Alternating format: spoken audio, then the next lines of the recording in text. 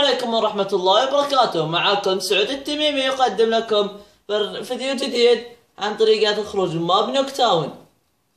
أول شي تروح كود تي في، ثم تنزل 3 مرات، ثم تروح لايك حقت اللايكات، ثم تروح 3 مرات من دقيقة بس، ثم تروح سي تي اف مود تدخلها، ثم تروح تدخل الاعدادات بس. اول شي رص ستارت، ثم تروح لهذه، ثم تروح عند الفريق. هذا يطلع اسرع لكم اذا نطيتوا.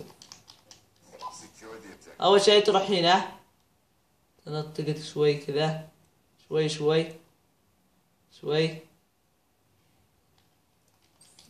تركض ستارت بس. من ستارت اكس تروح لفرقة اف بي اي، ومن اكس مربع بس. الحين طلعت من ماب نيوك تاون. شفت الطريقة كيف؟